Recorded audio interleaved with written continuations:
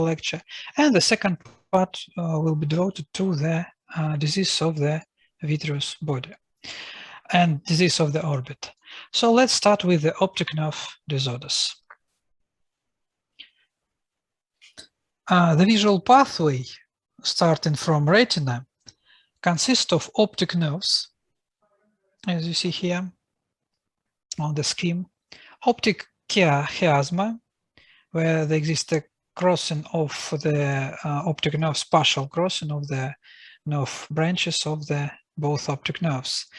Then optic tracts, lateral geniculate bodies,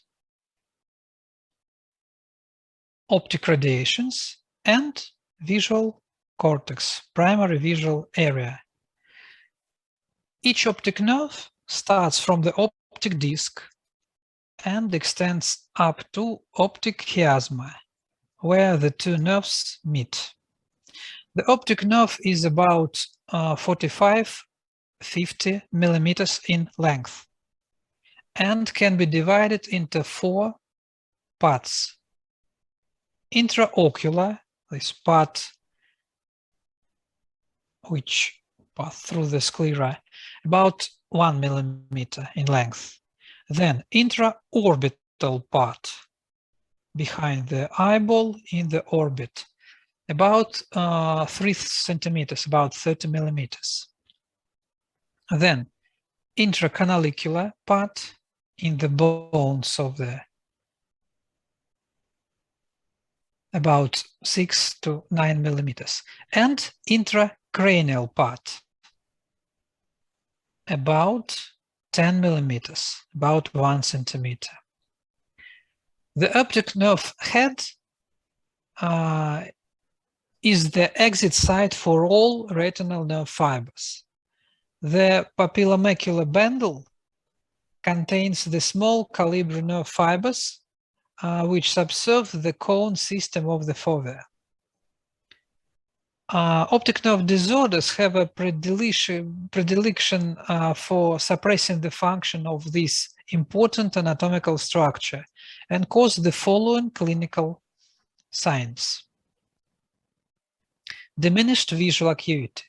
The degree of loss of visual acuity may be different and depends on the etiology. The onset of this loss is also different in different cases. It may be acute in case of different types of inflammatory disorders like optic neuritis, for example, or maybe gradual loss, prolonged in time in case of vascular disorder, chronic vascular disorders. Then visual field defects, which may be of various types, in form of scotomas, isolated defects inside the visual field of different localization, maybe in central part or in the peripheral part. It may be in form of hemianopic defects, when there exists an absence of 1/2 of visual field. For example, both lateral or both medial parts of the visual field are absent, or maybe bitemporal or binasal absence of half of visual field.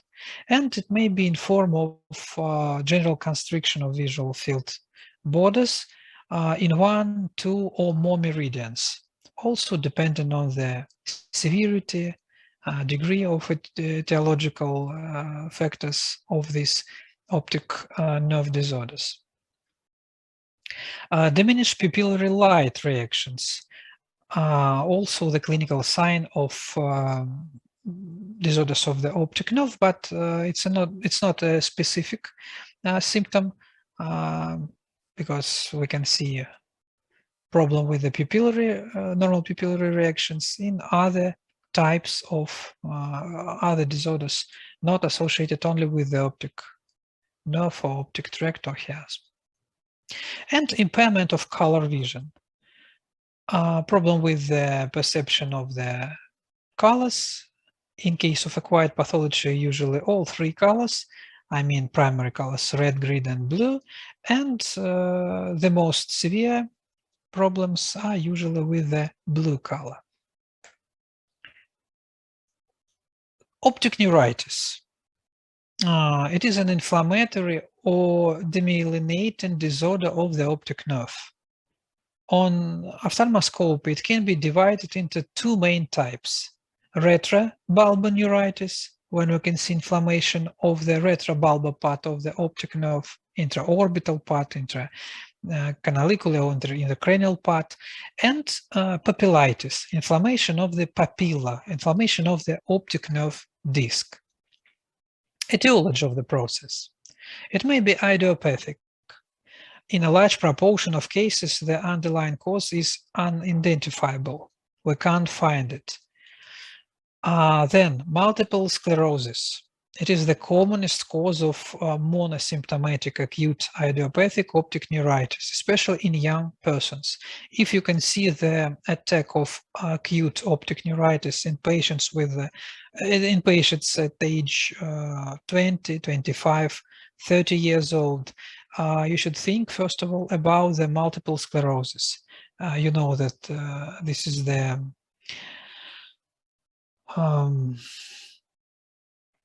rather common and very severe disorder, a sort of demyelinating disorder problem, and in this case, it's necessary, additionally to our ophthalmological examination, it's necessary to add to the complex of diagnostic tests the magnetic resonance tomography to determine the presence of focuses of demyelinization in the brain. And sometimes the acute attack of optic neuritis is the first symptom of this very severe disorder. Inflammatory disorders of the brain and its sheaths, for example, meningitis and encephalitis, are also causes of the optic neuritis. Inflammatory disorders of the surrounded organs, tissues, or parts of the visual system, disorders of the inflammatory disorders of the eye and of the orbit. And also inflammatory of paranasal sinuses also may cause such a disorder. You know that paranasal sinuses, they are around the orbit, and they in contact through the small apertures in the walls of the bones of the orbit by blood vessels, nerves, with the orbital structures, and may cause, like a complication, the inflammation of the optic nerve. Different types of acute and chronic inflammations inside the organism are also causes of the optic neuritis. It may be of viral, bacterial etiology. And additionally, one more type of neuritis is toxic optic neuritis. There will be a special slide devoted to this type of inflammation of the optic nerve. Let's start with the papillitis, inflammation of the optic disc or optic nerve head. Papillus means disc or head. This condition is usually unilateral, monolateral. Clinical features. Presentation of papillitis is usually sudden. There exists progressive and profound visual loss in the hallmark of papillitis. Maybe defects of visual field, impairment of color vision, dark adaptation may also be lowered.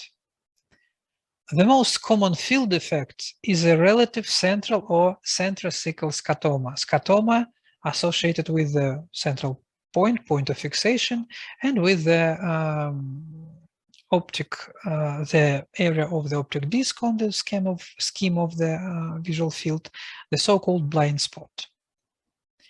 Visual acuity is usually reduced markedly. Ophthalmoscopic picture, very interesting, and when you see it, you can put the correct diagnosis.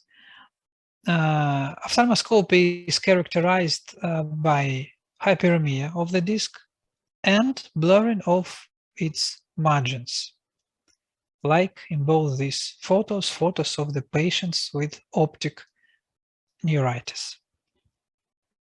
Disc becomes edematous. Look at the retinal veins. They are congested and tortuous. In some cases, there may also be hemorrhages on and around the optic disc. You see them especially here in this superior photo on the disc and around the disc. Slit lamp examination may reveal inflammatory cells in the vitreous body, associated inflammation involving in the process of the vitreous body. Papillitis should be differentiated from papillary edema and pseudoneuritis. Papillary edema is edema of the optic nerve disc due to the increased intracranial pressure. And it's usually neurosurgical pathology. Tumors of the brain, other disorders of the brain. Pseudoneuritis, it looks like neuritis due to presence of congenital drusen, or, for example, in case of high hypermetropia, which we have discussed before. But it looks clinically like neuritis, I mean the clear ophthalmoscopic picture, but there are no other signs of inflammation, so no problem with the visual functions and so on. So this is the pseudoneuritis. Clinically, I mean ophthalmoscopically looks like neuritis, but no other signs of inflammation. So this is the differential diagnosis of this disorder. So it was inflammation of the optic disc, papillitis, and inflammation of the other parts of the optic nerve caused retrobulbar neuritis. It is an inflammation of the optic nerve situated behind the eyeball. It is characterized by a normal optic nerve head and retinal nerve fiber layer. There are, in difference with the previous type, there is no signs of, no changes of ophthalmoscopic changes of the optic nerve.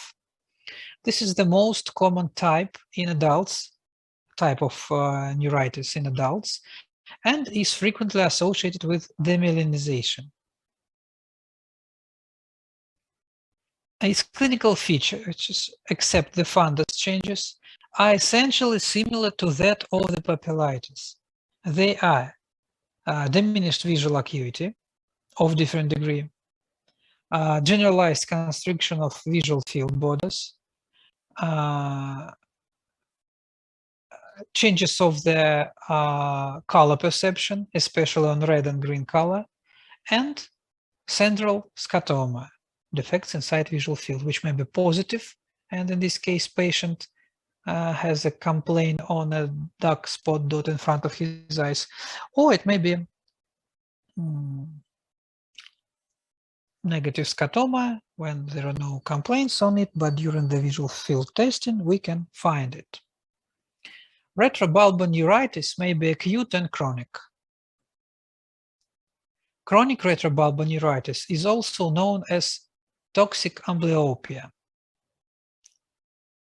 Recurrent attack of acute retrobulbar neuritis are followed by primary optic atrophy. Here you see the patients with demyelinizing disorder. You can see normal myelin sheath of the optic of the ganglion cells or other cells, nerve cells of the retina, and here you see the damaged myelin with the demyelination, and in this case there will be all the signs of inflammatory process.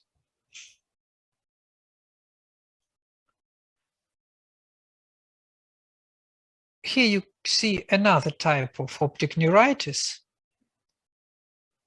It's a chronic process, and finally we can see that the optic nerve disc looks not so pinkish, it looks pale with sharp borders, and on the ophthalmography you can see the difference in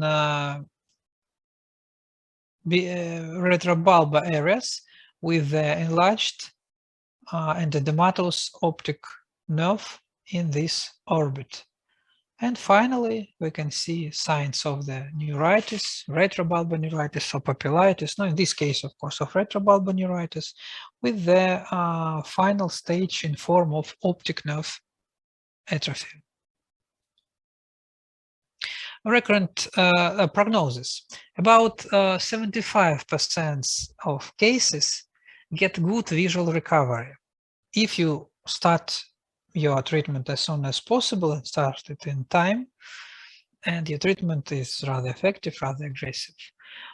Recovery takes usually 4 to 6 weeks. However, despite return of visual acuity, other parameters of visual function, color vision, contrast sensitivity, often remains abnormal. Sometimes optic nerve atrophy may develop. So here you see the development of the optic nerve atrophy due to the color of the optic disc. How to treat optic neuritis? First of all, we should use the most effective anti-inflammatory drug, I mean corticosteroids.